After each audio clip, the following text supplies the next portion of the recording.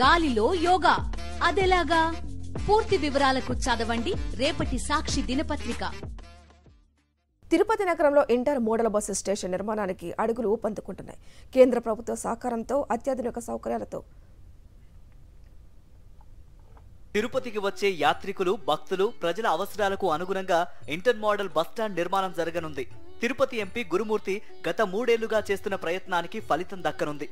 గతేడాదే సీఎంగా వైఎస్ జగన్ అంగీకారం తెలిపినప్పటికీ ఎన్నికలు సమీపించడంతో వాయిదా పడింది. తాజాగా కూటమి ప్రభుత్వం ఏర్పాటు తర్వాత తిరిగి పనులు కొనసాగుతున్నాయి. జాతీయ రహదారులు, లాజిస్టిక్ మేనేజ్మెంట్ లిమిటెడ్ అధికారులు తిరుపతి ఎంపీ గురుమూర్తి ఆధ్వర్యంలో తిరుపతి ఆర్టీసీ బస్టాండ్ ప్రాంగణాన్ని పరిశీలించారు.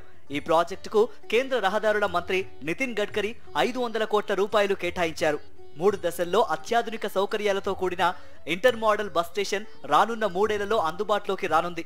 నిత్యం 1,00,000 మందికి పైగా ప్రయాణికులు తిరుపతి బస్ స్టేషన్ కు వస్తుంటారు.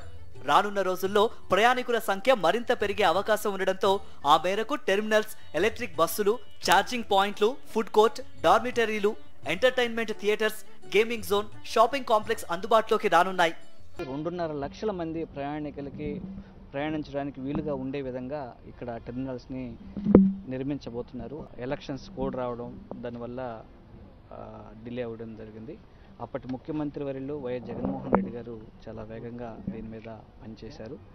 సో దీనికి కృషి చేసినటువంటి మాజీ ముఖ్యమంత్రి వర్యులు వైఎస్ జగన్మోహన్ రెడ్డి గారికి, అలాగే గడ్కరీ గారికి ప్రత్యేకంగా కృతజ్ఞత తెలియజేస్తున్నాం.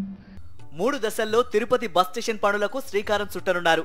సీఎం చంద్రబాబుతో సమావేశం నిర్వహించాక టెండర్ల ప్రక్రియ చేపడతామంటున్నారు జాతీయ రహదారుల సంస్థ అధికారులు. PSRTC and National Highway Logistics Management Limited 2 years before, and then we prepare a DPR for the entire project. This will be like a world-class facilities will be created, which will not only for now, for future this facility will be created. Now since DPR is being prepared, today I came for technical visit to understand the site things, technicalities, and understand the PSRTC requirement, what is to be done, what improvement is required.